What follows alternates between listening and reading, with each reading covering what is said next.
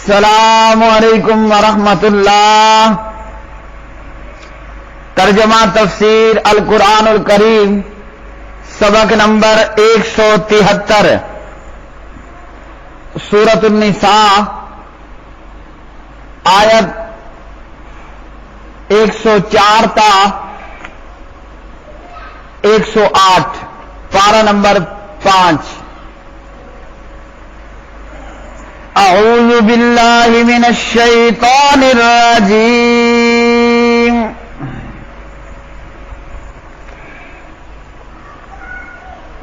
وَلَا تَهِنُوا فِي ابْتِغَاءِ الْقَوْمِ إِن تَكُونُوا تَعْلَمُونَ فَإِنَّهُمْ يَعْلَمُونَ كَمَا تَعْلَمُونَ وَتَرْجُونَ مِنَ اللَّهِ مَا لَا يَرْجُونَ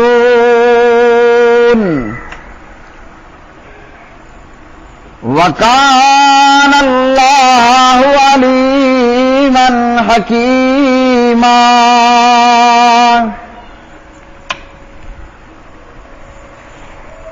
إِنَّا أَنزَلْنَا إِلَيْكَ الْكِتَابَ بِالْحَقِّ لِتَحْكُمَ بَيْنَ النَّاسِ بِمَا أَرَاكَ اللَّهُ وَلَا تَكُن لِّلْخَائِنِينَ خَصِيمًا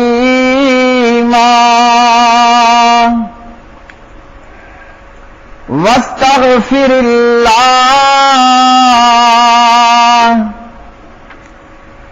إِنَّ اللَّهَ كَانَ غَفُورًا رَّحِيمًا۔ وَلَا تُجَادِلْ عَنِ الَّذِينَ يَخْتَانُونَ أَنفُسَهُمْ إِنَّ اللَّهَ لَا يُحِبُّ مَنْ كَانَ خَوَّانًا أَثِيمًا۔ يَسْتَخْفُونَ مِنَ النَّاسِ وَلَا يَسْتَخْفُونَ مِنَ اللَّهِ وَهُوَ مَعَهُمْ إِذْ يُبَيِّتُونَ مَا لَا يَرْضَى مِنَ الْقَوْلِ وَكَانَ اللَّهُ بِمَا يَعْمَلُونَ مُحِيطًا۔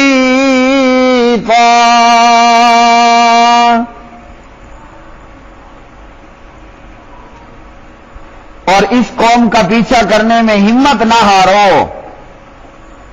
اگر تم تکلیف اٹھاتے ہو تو یقیناً وہ بھی تکلیف اٹھاتے ہیں جیسے تم تکلیف اٹھاتے ہو، اور تم اللہ تعالی سے وہ امید رکھتے ہو جو وہ امید نہیں رکھتے، اور اللہ تعالی ہمیشہ سے سب کچھ جاننے والا، کمال حکمت والا ہے۔ بے شک ہم نے تیری طرف یہ کتاب حق کے ساتھ نازل کی تاکہ تو لوگوں کے درمیان اس کے مطابق فیصلہ کرے جو اللہ تعالیٰ نے تجھے دکھایا ہے، اور تو خیانت کرنے والوں کی خاطر جھگڑا کرنے والا نہ بن، اور اللہ تعالیٰ سے بخشش مانگ، یقیناً اللہ تعالیٰ ہمیشہ سے بے حد بخشنے والا نہایت مہربان ہے۔ اور ان لوگوں کی طرف سے جھگڑا نہ کر جو اپنی جانوں سے خیانت کرتے ہیں، یقیناً اللہ تعالیٰ ایسے شخص سے محبت نہیں کرتا جو ہمیشہ سے بہت خائن، سخت گنہگار ہو۔ وہ لوگوں سے چھپاؤ کرتے ہیں اور اللہ تعالیٰ سے چھپاؤ نہیں کرتے، حالانکہ اللہ تعالیٰ ان کے ساتھ ہوتا ہے جب وہ رات کو اس بات کا مشورہ کرتے ہیں جسے وہ پسند نہیں کرتا، اور اللہ تعالی ہمیشہ سے اس کا جو وہ کرتے ہیں احاطہ کرنے والا ہے۔ ولا تہنوا، اور نہ تم ہمت ہارو، فی ابتغاء القوم، قوم کی تلاش میں، یعنی دشمن کافر قوم کی تلاش میں۔ ان تکونوا، اگر ہو تم تعلمون، دکھ اٹھاتے، فإنہم، تو بلا شبہ وہ بھی، یعلمون، دکھ اٹھاتے ہیں، کما، جیسے، تعلمون، تم دکھ اٹھاتے ہو۔ وترجون، اور تم امید رکھتے ہو، من اللہ، اللہ تعالی سے، ما، جس کی، لا یرجون، نہیں وہ امید رکھتے۔ وکان اللہ، اور ہے اللہ تعالی، علیمن، خوب جاننے والا، حکیمہ، بڑا حکمت والا۔ انا، تحقیق ہم نے، انزلنا، نازل کی، الیکا، آپ کی طرف، الکتاب، کتاب، بالحق، کی حق کے ساتھ، لتحکما، تاکہ آپ فیصلہ کریں، بینا، بیچ، الناس، لوگوں کے، بما، اس کے ساتھ، جو، اراک اللہ، سکھلایا آپ کو اللہ تعالی نے۔ ولا تکن، اور نہ ہو آپ، للخائنین، خیانت کرنے والوں کی خاطر، خصیما، جگڑنے والے۔ واستغفر اللہ، اور آپ بخشش مانگیے اللہ تعالیٰ سے، ان اللہ، بے شک اللہ تعالی، کان، ہے، غفورا، بہت بخشنے والا، رحیما، نہایت رحم کرنے والا۔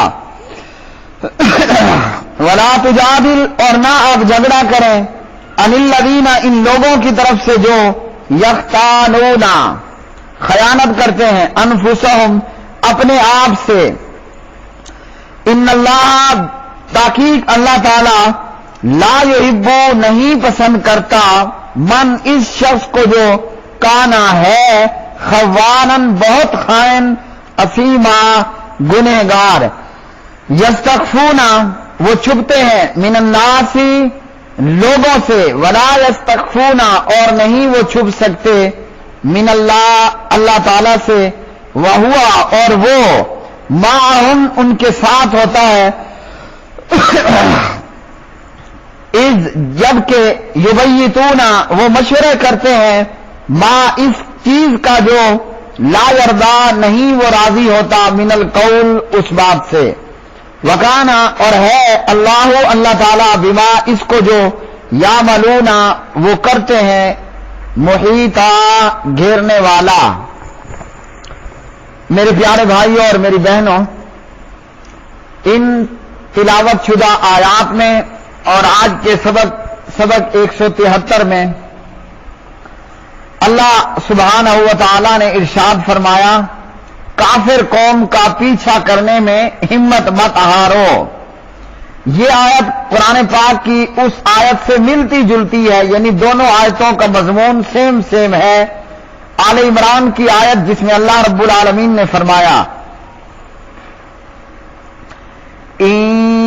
یمسسکم قرح فقد مس القوم قرح مثلہ، اگر تمہیں کوئی زخم پہنچے تو یقیناً ان لوگوں کو بھی اس جیسا زخم پہنچا ہے۔ مطلب اس آیات بینات میں یہ بیان کی گئی ہے کہ کافر اور دشمن قوم کا پیچھا کرنے، انہیں قتل کرنے، انہیں مارنے، کافروں کا پیچھا کرنے میں سستی نہیں کرنی، ہمت نہیں ہارنا، ہمت کو نہیں ہارنا، بلکہ ہر وقت چاقو چوبند رہنا ہے اسلام، مسلمان اور اسلامی ممالک کے دفاع کے حوالے سے، جیسا کہ ہمارے پیارے نبی صلی اللہ علیہ وسلم اور آپ صلی اللہ علیہ وسلم کے خلفاء آگے مسلمان بادشاہوں اور مسلمانوں کی سیرت اور نمونہ ہمارے سامنے موجود ہے۔ اللہ رب العالمین نے فرمایا کہ تکلیف تم اٹھاتے ہو تو تکلیف اور زخم اور مصیبت تو کافروں کو بھی پہنچتی ہے، تمہارے ساتھ پیکج یہ ہے کہ تمہیں اللہ سے امید ہے کہ اللہ نے تمہیں اس تکلیف اٹھانے پر اجر و ثواب عطا کرنا ہے. غازی ہے تو مال غنیمت لے کر واپس آئے گا، شہید ہے تو جیتے یہاں دنیا سے، دنیا کی زندگی کے ختم ہونے کے فوراً بعد اللہ نے اس کے لیے جنت کی مہمان نوازیاں شروع کر دی ہیں. کافروں کو اللہ سے کوئی خیر کی امید نہیں ہے، اور مسلمان جب اللہ کی راہ میں لڑتا ہے تو مسلمان اللہ تعالیٰ سے بہت سی خیر کی امید رکھتا ہے. تو جب یہ معاملہ ہے، کافر تو دنیا کے لیے لڑتا ہے، اس کے پیش نظر آخرت کا اور قیامت کا جو ثواب نہیں ہوتا، اور مجاہد کے لڑنے کا مقصد صرف دنیا نہیں ہوتی بلکہ اصل مقصد وہ آخرت کی کامیابی ہوتی ہے. تو جب یہ معاملہ ہے تو پھر جہاد میں کافروں سے لڑتے ہوئے ان کا پیچھا کرنے میں مسلمان کو چاہیے کہ وہ ہمت نہ ہارے. اللہ رب العالمین نے ان آیات میں اپنے پیارے نبی علیہ السلام کو فرمایا یہ کتاب قرآن مجید آپ پر نازل کی گئی ہے. اچھا جی، کیوں نازل کی؟ اس لیے کہ آپ لوگوں کے درمیان میں جو ہے اس کتاب مطابق فیصلہ کریں جو اللہ نے آپ کو سکھایا. قرآن پاک کے نازل کرنے کا کیا مقصد ہے؟ کہ قرآن پاک کے ساتھ پیغمبر نے فیصلہ کرنا ہے جھگڑا کرنے والوں کے بیچ میں، اور جو خیانت کرنے والے ہیں فرمایا اللہ رب العالمین نے ان کا وکیل نہیں بننا. خائن اور گنہگار شخص اس کی طرف سے جھگڑا نہیں کرنا، خائن بدکار اور گنہگار کی وکالت نہیں کرنی ہے. اس آیت کے تعلق سے جمہور مفسرین نے چوری کے ایک واقعے کو بیان فرمایا ہے. استاد محترم حافظ عبدالسلام بن محمد لکھتے ہیں کہ اس چوری کے واقعے کے تعلق سے جو روایت ترمذی میں ہے، علامہ البانی رحمہ اللہ نے اس روایت کو حسن کہا ہے. کچھ لوگوں نے چوری کی، چوری کے اندر انہوں نے میدا چوری کر لیا، یعنی کھانے پینے کا سامان چوری کر لیا، اور اسلحہ بھی چوری کر لیا. کھانا تو جو تھا میدا وغیرہ وہ انہوں نے پکایا اور کھایا، اور جو اسلحہ تھا جب چوروں کو یہ ڈر لگا کہ ہم پکڑے جائیں گے، انہوں نے وہ اسلحہ کسی یہودی کے گھر یا اس کے دروازے یا اس کے صحن میں ڈال دیا، اور شبہ یہ پیدا ہو گیا کہ چور یہ یہودی ہے، حالانکہ وہ چور یہودی نہیں تھا. چور چوری کرنے والے تھے، انہوں نے اسلحہ بھی چوری کر لیا اور میدا خوراک بھی چوری کر لی.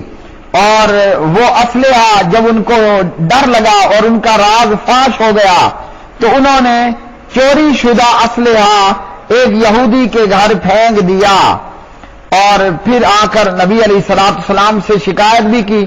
اس چرب زبان چور نے اپنے آپ کو سچا ثابت کرنے کی کوشش کی اور چوری کا الزام یہودی پر لگانے کی کوشش کی. کیونکہ وہ چرب زبان تھا تو نبی علیہ الصلوۃ والسلام کے تعلق سے اللہ رب العالمین نے آپ کو منع فرمایا کہ خیانت کرنے والوں کی طرف سے جھگڑا نہیں کرنا. مطلب خیانت اور گنہگار، خائن خیانت کرنے والا اور گنہگار کا وکیل نہیں بننا.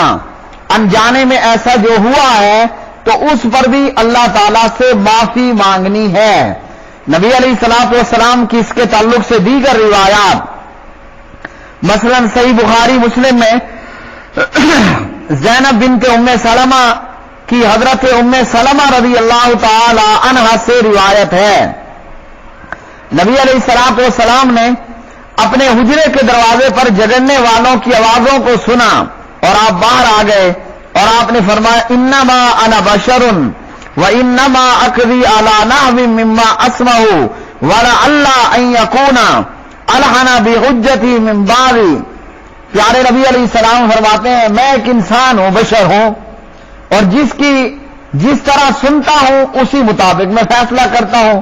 ہو سکتا ہے کہ تم میں سے ایک شخص اپنی دلیل کو دوسرے کی نسبت زیادہ اچھے طریقے سے پیش کرے اور میں اس کے حق میں فیصلہ کر دوں، تو جسے میں فیصلہ کر کے کسی مسلمان کا حق دے دوں وہ جہنم کی آگ کا ٹکڑا ہے، چاہے تو اسے لے لے چاہے تو اسے چھوڑ دے۔ صحیح بخاری حدیث نمبر 2458، اور اسی طرح اس کے تعلق سے دیگر اور مختلف روایات۔ تو اس سے کیا معلوم ہوا؟ بعض دفعہ چرب زبان بندہ، زبان کا تیز آدمی، یا بعض دفعہ وکیل، اس کو پتا ہوتا ہے کہ میرا موکل جھوٹا ہے، قاتل ہے، چور ہے، لیکن وہ اپنی زبان کی تیزی کے ساتھ معاملہ اپنے موکل کے حق میں کرا لیتا ہے، اور موکل میاں کو بھی پتا ہے کہ میں ہوں تو چور، میں ہوں تو قاتل، میں ہوں تو ڈاکو، میں ہوں تو غاصب۔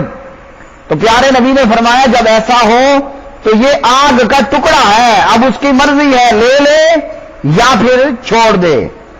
تو اس سے معلوم ہوا کہ نبی علیہ السلام ایک بشر تھے، آپ سے بھی چوک ہو سکتی تھی، اس لیے آپ نے پہلے ہی آگاہ کر دیا، یہ مت سمجھو کہ میرے فیصلے سے تمہارا حرام حلال بن جائے گا، حرام حرام ہی ہے۔ اگر کوئی اپنے آپ میں خائن ہے، گنہگار ہے، جھوٹا ہے، تو وہ اس بات پر بغلے نہ بجائے کہ جناب میں نے کوئی بہت بڑا کارنامہ سر انجام دے لیا ہے۔ اور اسی طرح دیگر روایاتوں، تو اس سے یہ معلوم ہوا کہ جھوٹے، گنہگار اور خائن بندے کی وکالت نہیں کرنی چاہیے، اس سے جھگڑا، اس کی طرف سے جھگڑا نہیں کرنا چاہیے۔ اور اگر کوئی اپنی تیز زبانی سے ناحق اپنے ذات کے لیے جو ہے وہ اسے اپنے حق میں کرا لیتا ہے جبکہ وہ اس کا حق نہیں ہے، تو وہ آگ کا ایک ٹکڑا لے رہا ہے۔ کل کتنے لوگ ہیں جو مظلوموں کا مال کھا جاتے ہیں اپنے وکیل کے بل بوتے پر اور جج کے بل بوتے پر، تو یہ شخص آگ کا ٹکڑا لے رہا ہے، اور گناہ کے اس کام میں وکیل میاں بھی اور جج میاں بھی شریک ہوں گے، اور قیامت کے دن پھر اللہ کے عذاب سے انہیں کوئی بچانے والا، انہیں کوئی چھٹکارا دلانے والا نہیں ہوگا۔ اور پھر اللہ رب العالمین نے ارشاد فرمایا کہ ایسے لوگ، جو لوگ اس قسم کے کام کرتے ہیں، وہ لوگوں سے تو چھپنے کی کوشش کرتے ہیں مگر رب تعالیٰ سے نہیں چھپ سکتے۔ اللہ تعالیٰ تو ان کے ساتھ ہے۔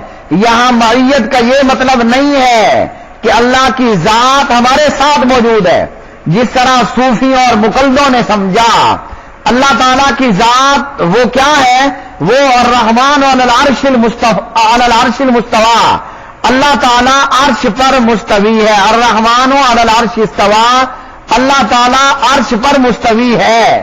اللہ ہمارے ساتھ ہے، اس کا کیا مطلب؟ اللہ تعالیٰ سمیع ہے، بصیر ہے، علیم ہے، خبیر ہے، علیم بذات الصدور ہے، نحن اقرب الیہ من حبل الورید ہے۔ اللہ تعالیٰ عرش پر مستوی، جیسے قرآن پاک میں اللہ نے فرمایا الرحمن علی العرش استوی، سورہ طٰہٰ پارہ نمبر 16 کی آیات ہیں۔ اب رب تعالیٰ کا استوا تو معلوم ہے مگر اس کی کیفیت مجہول ہے، اس پر ہو بہو اسی طرح ایمان لانا ضروری ہے، اور اس متعلق سوالات کرنا اور سوالات اٹھانا یہ سراسر بدعت ہیں۔ تو یہ الرحمن علی العرش استوی سورہ طٰہٰ کی آیت نمبر 5 ہے۔ تو اللہ تعالیٰ ہمارے ساتھ ہے، مطلب وہ سمیع، بہت زیادہ سننے والا، بہت زیادہ علم والا، بہت زیادہ خبر رکھنے والا ہے۔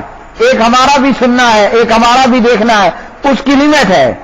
اور اللہ تعالیٰ ہم 7000 پردوں میں چھپ جائیں پھر بھی رب کی نظر ہمارے اوپر، رب تعالیٰ ہماری حرکتوں کو دیکھ بھی رہا ہے، سن بھی رہا ہے، ہم اونچا اونچا بولے یا پھر چھپ چھپ کر سرگوشیاں کرنے والے ہوں۔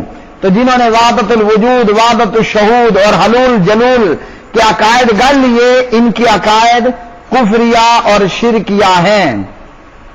تو اللہ تعالیٰ سے کوئی نہیں چھپ سکتا. اللہ تعالیٰ کے آگے پردے کوئی نہیں لگا سکتا کہ بندہ یہ سمجھ لے کہ میں نے پردے گرا دیے، دروازے بند کر دیے، لائٹیں بند کر لی، لوگوں سے تو وہ چھپ گیا ہے. چھپ سکتا ہے مگر اللہ رب العالمین سے چھپنا کسی کے لیے بھی ممکن نہیں ہے. تو ہمیں کیا کرنا ہے؟ اللہ تعالیٰ کا حیا کرنا ہے کہ ہمارا رب ہمیں دیکھ رہا ہے، سن رہا ہے. ہم پیغمبر کو بھی دھوکہ دے سکتے ہیں، ایمان والوں کو بھی دھوکہ دے سکتے ہیں، پیغمبر سے بھی چھپا چھپائی کر سکتے ہیں، ایمان والوں سے بھی چھپن چھپائی کر لے سکتے ہیں، لیکن اللہ تعالیٰ سے چھپن چھپائی ایسا نہیں ہو سکتا. وہ جب ہماری شارگ سے زیادہ ہمارے قریب ہے، وہ جب ہمارے سینوں کے بھید جاننے والا ہے، ہمارے دماغ اور دلوں میں اٹھنے والے وسوسوں اور خیالات تک کو جاننے والا ہے، تو اس سے کون چھپ سکتا ہے؟ اور کل قیامت کا دن ہوگا جب ہمارا اعمال نامہ ہمارے ہاتھ میں آئے گا، تو چاہے ہم نے بند کمروں میں اعمال کیے ہوں، لائٹیں بند کر کے کی ہوں، چھپ کر کے اعمال کیے ہوں، وہ سارے عمل ہمارے اعمال نامے میں موجود ہوں گے، بھلے وہ دنیا والوں کی نظروں سے اوجھل ہوں. وآخر دعوانا ان الحمد للہ رب العالمین.